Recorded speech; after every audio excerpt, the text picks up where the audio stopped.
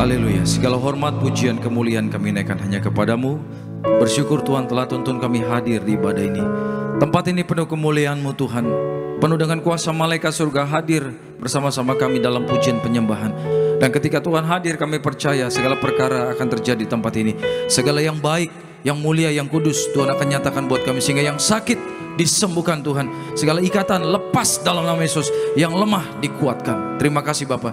Nyatakan firman-Mu, nyatakan kekudusan-Mu di dalam satu nama yang kudus, nama Tuhan Yesus. Kami sudah berdoa dan mengucap syukur. Kita yang siap diberkati Tuhan, bersama-sama kita katakan amin. Tepuk tangan sekali lagi meriah buat Tuhan kita. Haleluya. Silakan duduk saudaraku. Puji Tuhan. Shalom Tiberias. Sekali lagi shalom. Apa kabar Bapak Ibu? Puji Tuhan. Siap diberkati Tuhan, amin.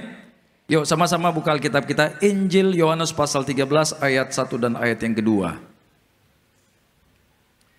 Injil Yohanes 13 ayat 1 sampai ayat yang kedua.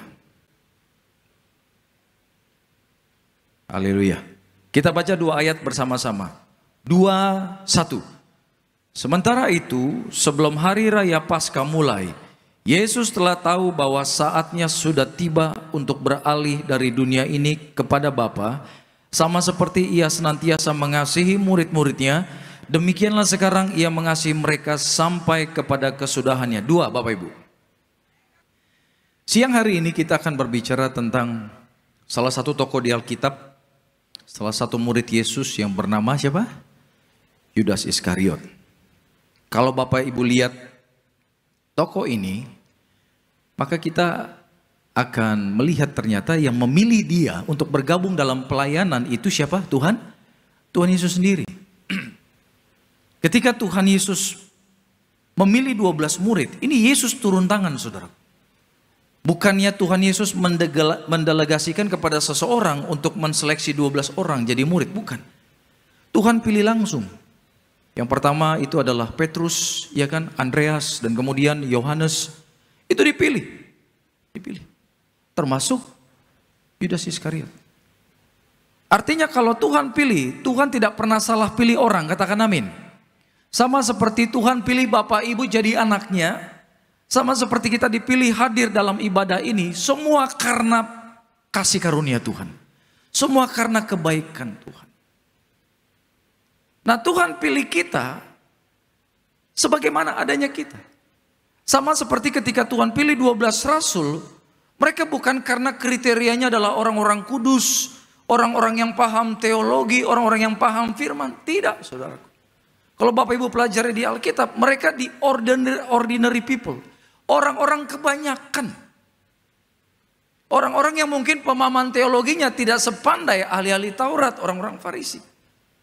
Orang-orang yang juga saya percaya banyak kelemahan, tapi tetap dipilih Tuhan. Dan ketika Tuhan memilih mereka, saya percaya Tuhan punya rencana untuk membentuk mereka menjadi orang-orang yang luar biasa dipakai Tuhan. Sama seperti Tuhan ketika memilih kita, bukan karena kita hebat, bukan karena kita pintar, tapi Tuhan memilih karena Tuhan mengasihi kita. Amin. Jadi walaupun keberadaan kita mungkin merasa tidak layak, punya iman, Tuhan memanggil untuk mempersiapkan kita melakukan perkara yang besar bersama Tuhan Yesus. Jadi kalau Bapak Ibu nanti dipakai Tuhan luar biasa, bukan karena kita hebat, bukan. Tapi memang Tuhan yang memanggil apa adanya kita. Dan kemudian Tuhan bersihkan, Tuhan proses, Tuhan menjadikan kita orang-orang yang indah di mata Tuhan. Untuk apa? Mendelegasikan tugas-tugas panggilan pelayanan yang Tuhan percayakan. Yohanes 13 ayat yang pertama dikatakan, sementara itu sebelum hari raya Paskah mulai, Yesus telah tahu bahwa saatnya apa? Sudah tiba untuk beralih dari dunia ini kepada Bapa. Artinya Yesus tahu dia tidak lama lagi akan mati di salib. Sama seperti Ia senantiasa mengasihi murid-muridnya, demikianlah sekarang Ia mengasihi mereka sampai kepada kesudahannya.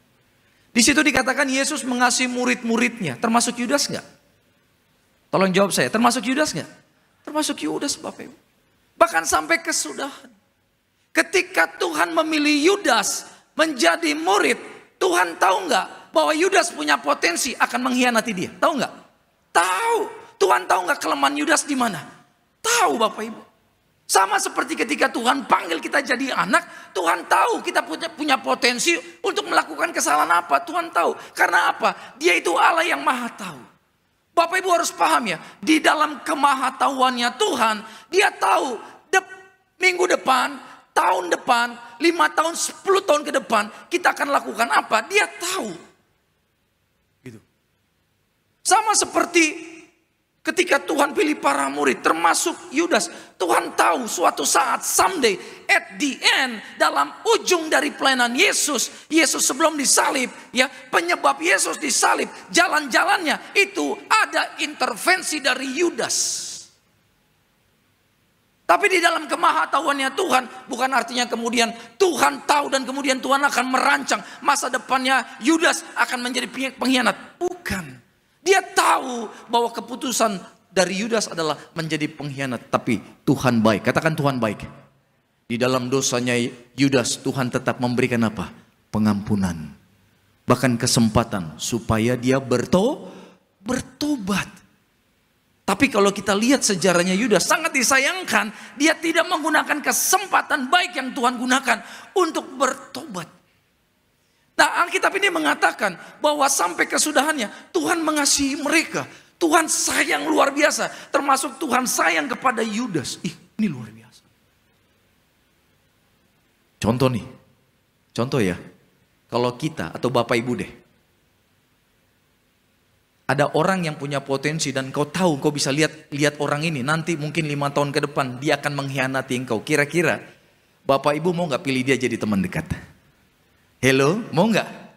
Enggak ya. Kita tahu, contohnya Tuhan kasih kita kemampuan supranatural bisa melihat orang. Wih, dia 5 tahun ke depan Tuhan kasih gambaran dia akan mengkhianati kita. Kita akan, stay away.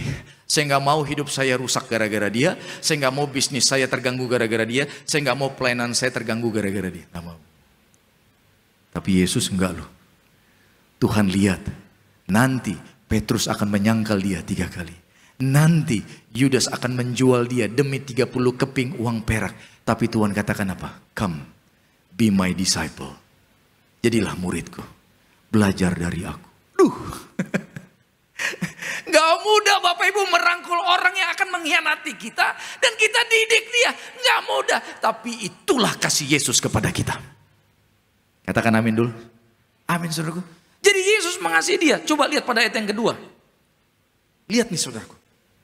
Maka mereka sedang makan bersama. Katakan makan bersama. Kalau orang sampai makan bersama, artinya hubungan mereka sudah dekat. Betul tidak? Bapak Ibu mau nggak panggil orang pinggir jalan makan bareng bersama engkau? Enggak. Biasanya orang yang kita undang makan bersama, itu orang yang kita sayang. Orang yang kita sudah kenal baik. Betul tidak? Orang yang kita anggap sudah akrab. Kita bisa curhat, bisa cerita enak sama dia. Karena apa? Kita sudah menganggap dia bukan siapa-siapa. Sehingga makan bersama pasti akan bercerita. Nah Yesus 3,5 tahun bersama para murid. Di mana Yesus tidur, murid di situ. Di mana Yesus makan, mereka di situ. Apa yang Yesus makan, mereka makan. Nah ayat kedua ini Bapak Ibu. Menjelang Yesus akan ditangkap. Menjelang Yesus akan disiksa. Mereka makan dulu nih sama-sama. Satu meja. Jadi di sini Yudas, kemungkinan Yesus di sini atau Yudas di sini, Yesus di sini. Tapi at least setidaknya satu meja. Tapi lihat dalam makan itu apa yang terjadi? Mereka sedang makan bersama dan iblis, katakan iblis. Iblis telah membisikkan rencana dalam hati Yudas Iskariot, anak Simon, untuk mengkhianati dia. Bayangkan di hadirat Tuhan dosa masih bisa terjadi. Kalau Yudas hidupnya benar, dia pakai roh kuasa Tuhan yang ada di dalam hidup dia. Ketika setan berbisik kepada dia untuk menjual Yesus demi 30 keping, saya percaya dia akan berkata, "Enyang kau iblis, keluar dalam nama Yesus." Kalau ditengking setannya lari enggak? Lari. Tapi di sini kita bisa lihat, Yudas tidak melawan setan itu. Karena apa? Setan menguasai dia. Jadi kejadian ini di mana? Di hadirat Tuhan. Ada Yesus di situ bisa bikin dosa. Jadi intinya secara fisik kita istilahnya bangun hubungan dengan Tuhan tidak menjamin hidup kita akan setia sama Tuhan. Gak jamin, saudara. Kita kelihatan beribadah, kita kelihatan orang Kristen, kita kelihatan ya hal-hal kerohanian kita lakukan, tidak menjamin kita orang setia sama Tuhan. Di hadirat Tuhan masih ada dosa. Setan di situ, saudaraku, sedang memakai Yudas jadi alat dia. Bayangkan. Yang namanya pengkhianat, ya ini. Bayangkan. Inilah pengkhianat yang sesungguhnya. Yudas ini, saudaraku. Coba lihat. Kalau saya katakan dari awal, Tuhan pilih Yudas dengan segala kekurangan dan tetap memakai dia. Kita lihat ayatnya. Matius 10 ayat 1 dan sampai 4. Matius pasal 10 ayat 1 sampai 4. Yesus memanggil ke-12 rasul. Matius pasal 10 1 sampai 4 bergantian. Yesus memanggil ke-12 muridnya dan memberi kuasa kepada mereka untuk mengusir roh-roh jahat dan untuk melenyapkan segala penyakit dan segala kelemahan. Dua Bapak Ibu yang keras. Filipus dan Bartolomeus, Thomas dan Matius pemungut cukai, Yakobus anak Alfeus dan Tadeus, 4 sama-sama. Simon orang Zelot dan Yudas Iskariot yang lihat ayat pertama. Yesus memanggil ke-12 murid. Kalau dikatakan ada 12 murid dipanggil menjadi murid Yesus, di situ termasuk Yudas enggak? Termasuk ya. Dan lihat, bukan hanya dipanggil, kumpul yuk, kumpul sini datang. Bukan, tapi lihat. Dan memberi kuasa kepada mereka. Ini keren. Diberi kuasa. Ada impartasi kuasa urapan Tuhan mengalir dari Yesus kepada para murid. Dengan kuasa ini tujuannya apa? Lihat saudaraku. Untuk apa? Mengusir roh-roh jahat. Kedua, untuk melenyapkan segala penyakit dan segala kelemahan.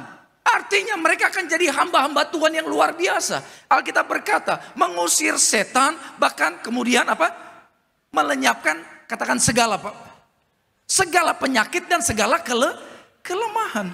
Artinya mau ada orang kanker, tumor, jantung bocor, ginjal tidak lagi berfungsi, apapun penyakit, ketemu 12 rasul tanpa terkecuali, termasuk Yudas yang sakit sembuh, yang terikat dilepaskan. Padahal di situ Tuhan melihat Yudas punya potensi menjadi pengkhianat, tapi tetap diberi otoritas itu, diberi kuasa, saudaraku. Waduh, sayangnya Tuhan sama Yudas. Kalau Tuhan demikian sayang sama Yudas, Tuhan juga sayang sama Bapak Ibu. Bukan karena Tuhan lihat potensi Yudas akan menjadi pengkhianat, kemudian apa? Alkitab mencatat, lalu Tuhan memberikan kuasa kepada 11 para murid, ya kan? Dan Yudas hanya duduk sambil gigit jari. Gak ada ayat itu. Semua dikasih, saudaraku. Dari pengalaman pelayanan saya, Bapak Ibu, mengusir setan, menyembuhkan penyakit, ini bukan pelayanan biasa-biasa. Ini tidak mudah. Tanpa urapan Tuhan yang di dalam kita sebagai hamba Tuhan, tidak mungkin bisa usir setan, tidak mungkin bisa tumpang tangan pada orang sakit dan orang sakit sembuh. Nggak mungkin. Kalau dengan kekuatan kita sendiri, contoh dengan suara yang keras, keluar dalam nama Yesus. Mau suaramu kencang seperti apapun, tapi kalau no power, nggak ada kuasa, setan nggak takut, saudaraku. Yang membuat setan keluar itu bukan dari tingginya tengkingan kita. Katakan amin. Dilihat dari urapan, kuasa. Artinya, setan tahu mana orang yang ada kuasa, mana yang tidak. Jadi kalau engkau tidak ada kuasa, jangan coba-coba tengging setan. Pernah ada cerita, saudaraku. Seorang yang biasa pelayanan pelepasan, tiba-tiba ada orang kerasukan. Dia tengking, keluar dalam nama Yesus. Oh, suaranya menggelegar, setannya diam aja. Tumben, biasanya langsung menjerit. Biasanya langsung manifestasi. Tapi saat itu ditengking-tengking, setannya gak mau keluar. Udah berjam-jam gak keluar-keluar. Mungkin dalam hati orang yang lagi berdoa, dia berkata begini, kalau kamu tidak keluar, saya yang keluar dari ruangan ini. Karena dia capek, tengking-tengking, teriak-teriak, gak keluar-keluar. Apa yang terjadi? Tahu tidak Bapak Ibu? Di luar dugaan, tiba-tiba orang yang kerasukan ini berdiri sambil begini tangannya dan berkata, kamu tengking-tengking saya. Memang tadi malam saya tidak tahu kamu bikin apa. Nah loh. Setan tahu loh kalau kita jatuh bangun dalam dosa. Setan akan bilang, kamu ngusir saya. Kamu aja nggak kudus, mengusir saya. Ora iso, dia bilang.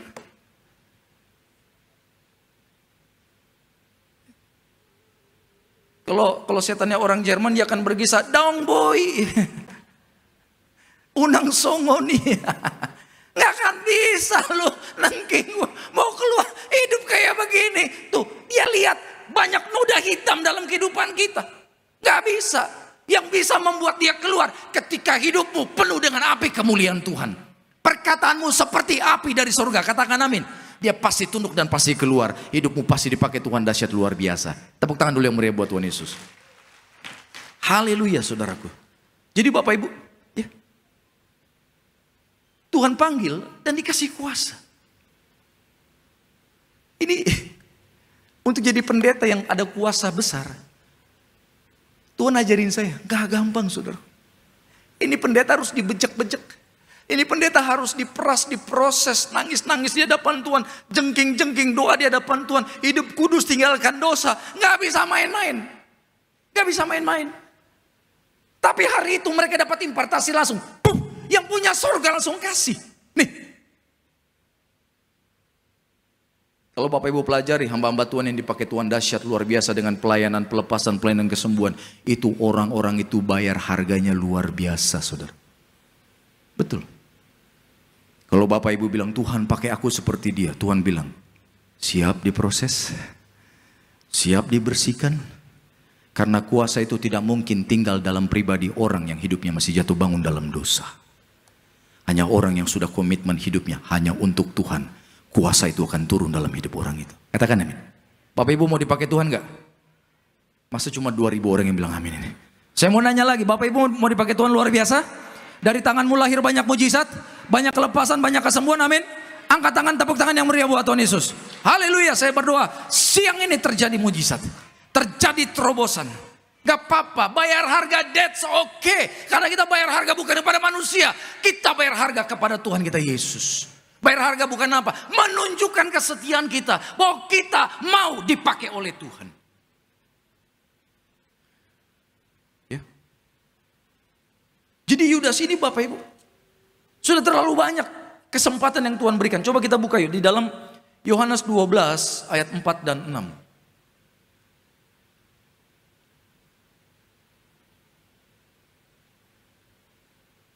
Yohanes 12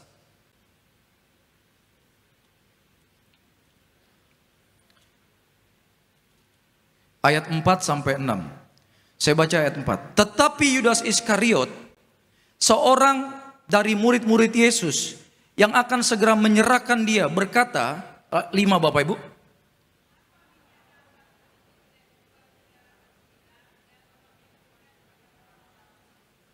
Enam sama-sama. Hal itu dikatakan Yudas bukan karena ia memperhatikan nasib orang-orang miskin, melainkan karena ia seorang pencuri. Ia sering mengambil uang yang disimpan dalam kas yang dipegangnya. Siapa Yudas? Ternyata dia ini bendahara pelayanan Yesus. Tuhan untuk pelayanan kemana-mana itu butuh dana yang harus diolah. Bayar ini, bayar ini, bayar ini. Itu tugas siapa? Yudas. Tapi ternyata seorang pencuri. Pertanyaannya saya, Tuhan tahu nggak kelakuannya Yudas? Sebelum Tuhan pilih Yudas, Tuhan tahu nggak Yudas akan mencuri uang kas pelayanan. Tapi kenapa dikasih kesempatan dia pegang kas itu? Justru di titik lemahnya dia dikasih kepercayaan. Sebenarnya di sini Tuhan sedang latih dia untuk menunjukkan kamu lemah di sini, tobat anakku. Itu dia. Bukan dikasih untuk menjerumuskan Yudas, bukan. Tapi supaya dia tahu, oh aku lemah di sini itu. Yaudah aku harus bertobat. Alkitab berkata dengan jelas, cinta uang adalah akar dari segala kejahatan. Kita semua butuh uang, betul nggak? Parkir motor di luar, parkir mobil, bayar nggak? Nggak ada yang gratis saudaraku. Nggak ada yang bilang makasih ya pak, nggak, tetap harus kau bayar itu. Masuk jalan tol bisa nggak? Permisi pak, ya kan? Bisa nggak? Harus bayar. Semua perlu bayar, makan, minum, bayar.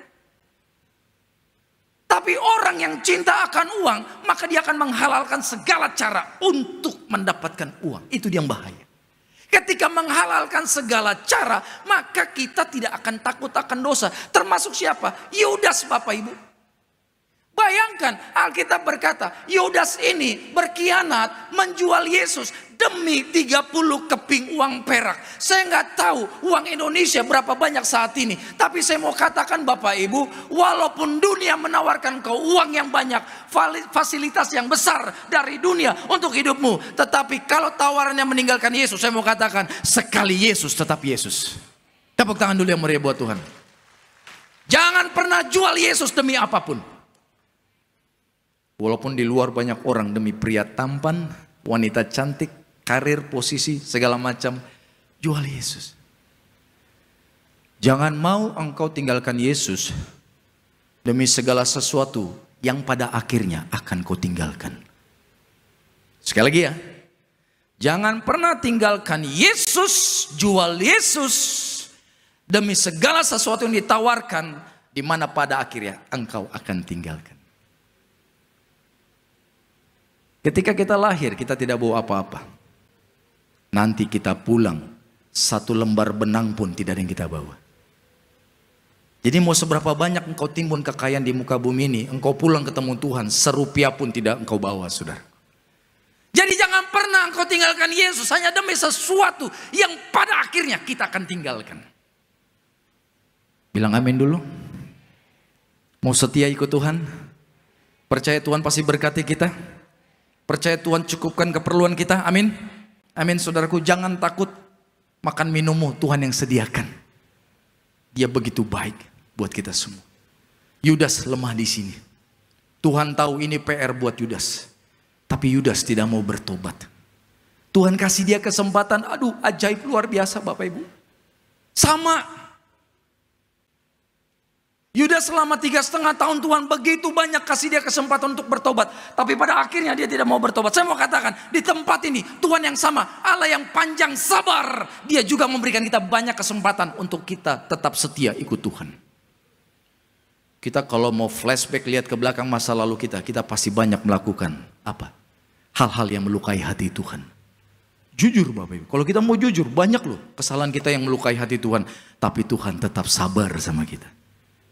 Tapi walaupun Tuhan panjang sabar, saya mau katakan kesabarannya pasti habis suatu saat. Karena apa? Pada waktunya nanti kita pasti pulang kok. Hati-hati saudaraku. Jangan sampai ketika kita pulang dipanggil Tuhan, kesabaran Tuhan sudah habis di situ. Artinya hidup ini gak boleh main-main, bilang amin. Kita harus serius ikut Tuhan. Beri yang terbaik buat Tuhan.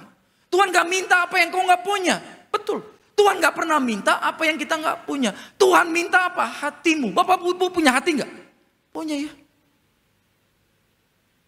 Orang kalau hatinya tidak dikasih ke Tuhan, ya kasihnya ke dunia. Hari ini ambil keputusan, serahkan seluruh hatimu hanya untuk Tuhan, saudara.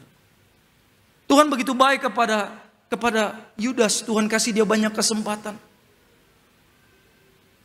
Bahkan sebelum Yesus perjamuan terakhir bersama para murid, apa yang Yesus lakukan? Dia membasuh kaki murid-murid. Aduh, kaki murid dicuci sama Yesus, termasuk kakinya Yudas.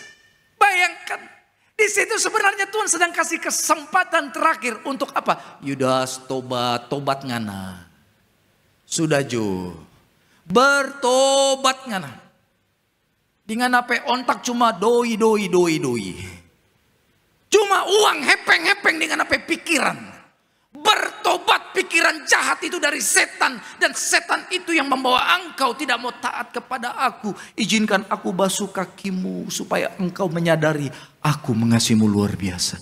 Bayangin Tuhan yang punya surga lu membasuh kaki para murid yang dekil, yang kotor itu saudaraku.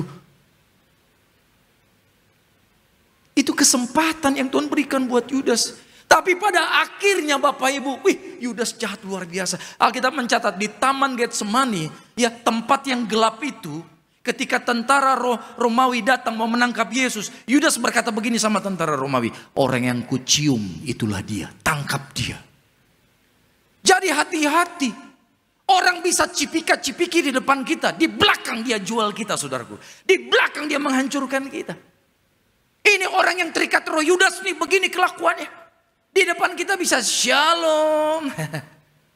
Cipika-cipiki, tapi Tuhan katakan itu ciuman maut, saudaraku. Kalau Bapak Ibu ke Israel sekarang, Taman Getsemani, kalau malam terang ada lampu. Tapi zaman Yesus belum ada lampu.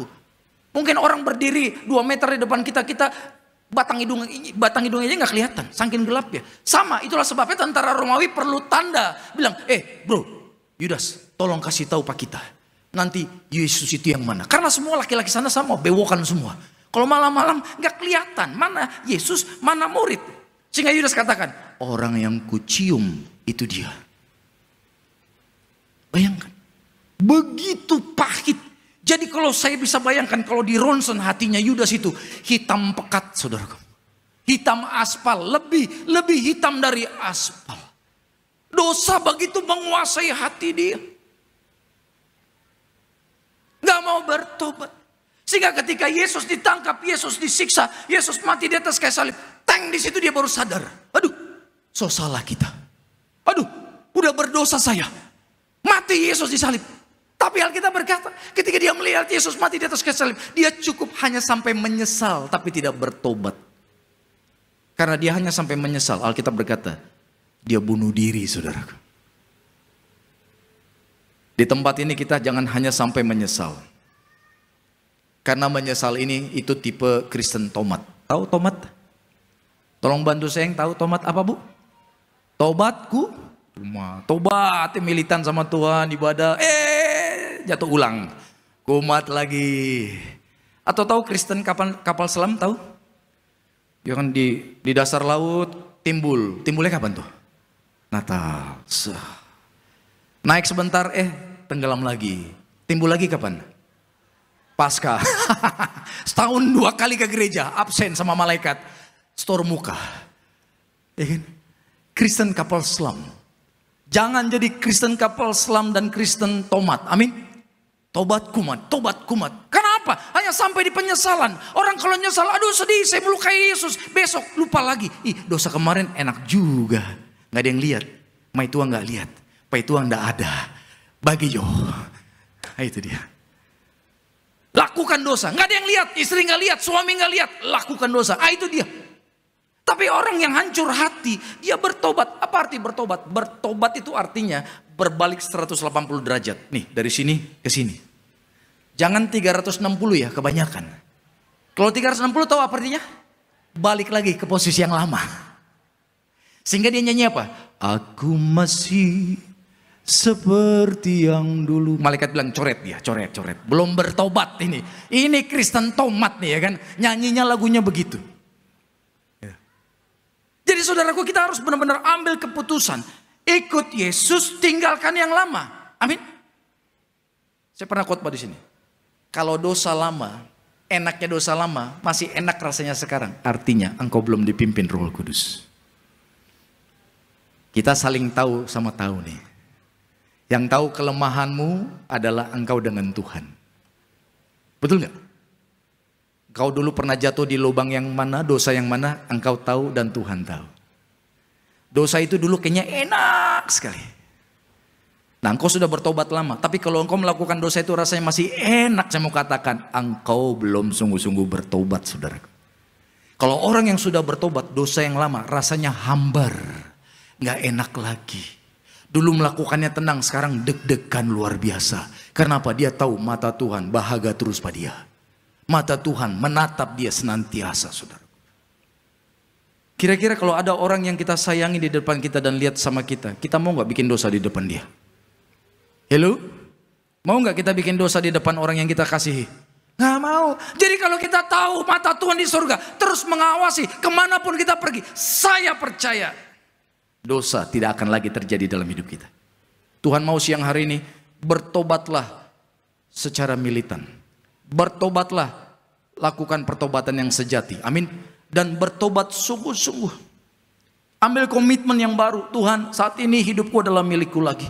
Kalau dulu-dulu hidupku sembarangan, hidupku semau saya, mulai hari ini aku komitmen hidupku seluruhnya aku persembahkan sama Tuhan. Bapak Ibu harus punya pemahaman. Dunia ini bukan rumah kita. Di sini kita sementara, katakan amin. Sementara ini akan kita tinggalkan. Keindahan dunia, keindahan kota New York, bahkan keindahan kota Bekasi Timur, ini akan kita tinggalkan. Enggak ada yang bilang amin, saudaraku. Bapak Ibu mau selamanya di bumi? Alkitab bilang kita 70-80 tahun di sini. Selamanya nanti di dalam kekekalan. Kekekalan hanya 2 tempat, surga atau neraka. Di mana kita akan pilih, di mana kita akan pergi, tergantung ketaatanmu sama Tuhan. Kalau engkau dipimpin Roh Kudus, tetap setia, pada akhirnya Tuhan panggil kita pergi ke surga. Amin. Tepuk tangan dulu yang meriah buat Tuhan Yesus. Bapak yang baik, terima kasih di siang hari ini. Tuhan telah ajarkan kami tentang pertobatan yang sejati. Ajar kami Tuhan untuk berbalik 180 derajat dari gaya hidup kami yang lama. Dan saat ini kami punya pola hidup yang baru, yaitu menyenangkan hati Tuhan. Terpujilah Engkau, di dalam nama Tuhan Yesus. Kita yang siap memberkati pelayanan Tuhan, mari bersama-sama kita katakan amin. Kita mari bersama-sama kita masuk perjamuan kudus menyatu dengan tubuh darah Tuhan. Sama-sama kita boleh kembali bangkit berdiri pada siang hari ini. Kita terima yang terbaik pada siang hari ini. Kita mengucap syukur buat kebaikan Tuhan Yesus.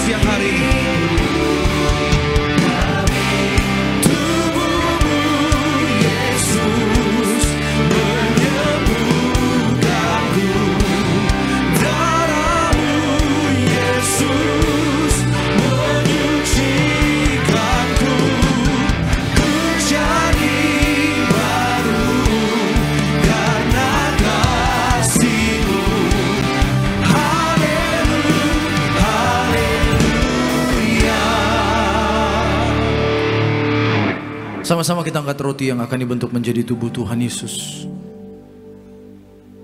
Mari pandang kasih dan kebaikan Tuhan. Mari dengan iman sama-sama kita katakan dalam nama Tuhan Yesus. Inilah roti yang turun dari surga. Inilah tubuh Yesus Kristus yang tergantung di atas kayu salib. Yang pertama, yang memberikan kami, keluarga kami, hidup kekal dalam kerajaan surga. Yang kedua, menyempurnakan tubuhku sehat sempurna, menyempurnakan jiwa dan rohku agar dibangkitkan pada akhir zaman. Yang ketiga, tubuh Kristus yang tertombak, tertikam di atas kayu salib, agar kami bersama keluarga, bersama anak cucu tidak terkapar di meja operasi, tidak terkapar di rumah sakit. Kami tidak lumpuh, tidak pikun, tidak koma, tidak terkapar di ruang ICU. Kami tolak kanker tumor, kami tolak leukemia. Doaku hari ini, segala penyakitku sudah sembuh, diangkat di atas kayu salib. Di dalam nama Tuhan Yesus, inilah roti yang turun dari surga, inilah tubuh Tuhan Yesus Kristus.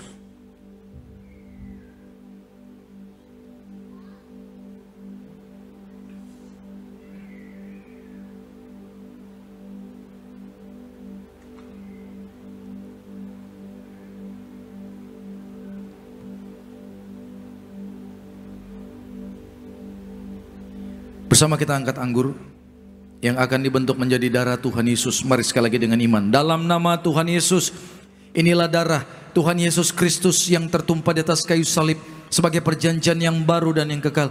Yang pertama, kami bertobat, menolak setiap dosa, menolak setan-setan dan perbuatannya. Keluarga kami, keluarga yang kudus. Kami menolak perzinahan, percabulan. Kami menolak poligami, poliandri. Kami menolak perceraian. Mulutku diurapi penuh kuasa, tidak berdusta. Kami tolak fitnah atas keluargaku dan gereja. Yang kedua, oleh darah domba Allah, kami menjadi warga surga, anak kerajaan surga, diberkati, punya rumah di bumi, punya rumah di surga. Yang ketiga, oleh bilur-bilur Tuhan Yesus, mulai saat ini dari ujung rambut sampai telapak kaki sehat sempurna, tidak sakit kepala, tidak migrain, tidak vertigo. Kami tolak kanker tumor, kami tolak kistamium, kami tolak pisau operasi, kami tolak pendarahan, tekanan darah kami normal, tidak darah manis. Berkati jantungku sehat sempurna, tidak bengkak jantung, tidak operasi. Kami tolak sakit paru-paru, tidak TBC. Kami tolak sakit liver. Kami tolak sakit ginjal, tidak batu ginjal, tidak cuci darah. Kami tidak diabetes, tidak hepatitis. Darah Kristus membalut dan menyembuhkan segala penyakitku. Doa saudaraku, sebutkan sakitmu. Hamba doa siang hari ini Tuhan, biarlah mereka yang sakit mengalami pemulihan dari Tuhan. Segala doa mereka, pasangan suami istri yang minta keturunan, Tuhan berkati bisa punya anak-anak yang sehat. Mereka yang minta jodoh, berikan pasangan hidup yang terbaik dari Tuhan.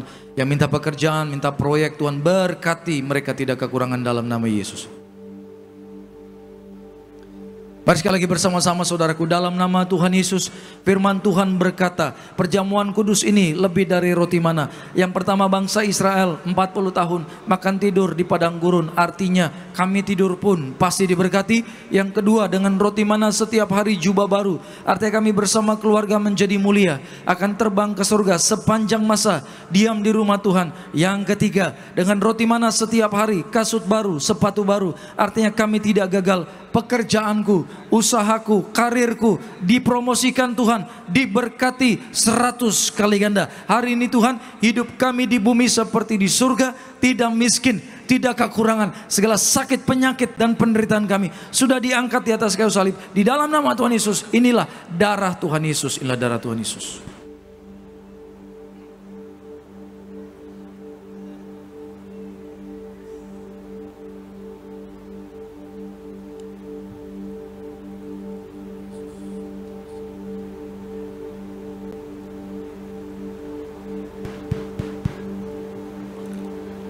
Mari sama-sama kita mengucap syukur pada siang hari yang baik ini telah menyatu dengan tubuh darah Tuhan Yesus. Percaya imani, ada kuasa, ada mujizat bagi setiap kita yang percaya dengan sungguh-sungguh pada siang hari ini. Bersama-sama kita mengucap syukur buat kebaikan Tuhan Yesus. Tubuhmu Yesus menyembuhkanku, darahmu Yesus menjadikan setiap kami.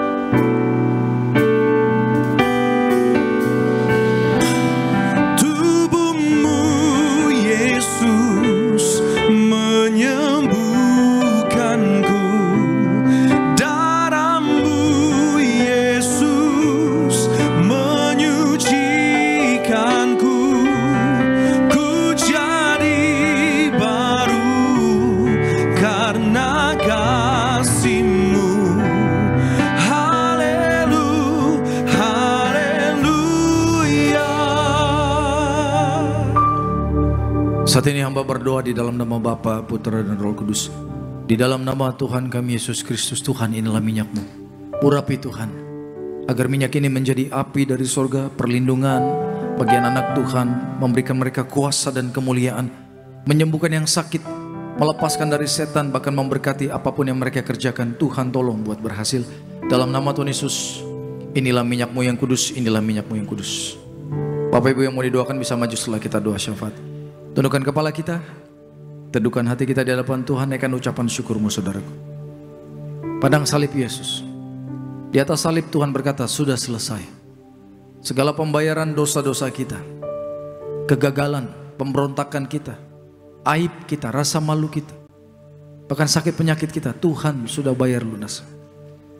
Mari saudaraku, bangun komitmen yang baru mulai hari ini. Jangan hanya sebatas menyesal, tapi Tuhan mau kita sungguh-sungguh bertobat. Berbalik 180 derajat, tinggalkan hidup yang lama. Dan mulai menata pola hidup yang baru, yaitu hidup anak kerajaan surga. Hidup dalam ketaatan, hidup dalam kekudusan, hidup di dalam kuasa. Imani di dalam ada kuasa yang besar. Setan roh jahat berada di bawah telapak kakimu. Tuhan yang katakan, engkau diberi kuasa menginjak ular dan kalajengking. Bahkan janji Tuhan juga mengatakan, roh yang di dalammu lebih besar dari roh yang ada di dunia ini. Jangan takut, percaya Tuhan mengasihi, Tuhan memberkati.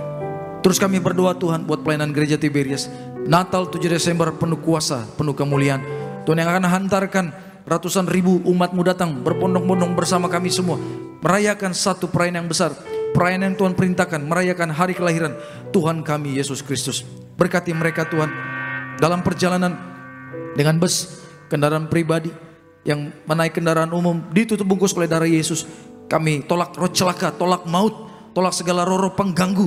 Acara juga dijaga Tuhan, GBK dikuduskan, GBK dikawal malaikat surga Tuhan, sehingga ada keamanan. Bahkan tolak hujan, tolak perusuh, tolak penyusup. Dalam nama Yesus, segala rancangan kuasa gelap gagal, tidak berkuasa. Acara ini milik kerajaan surga.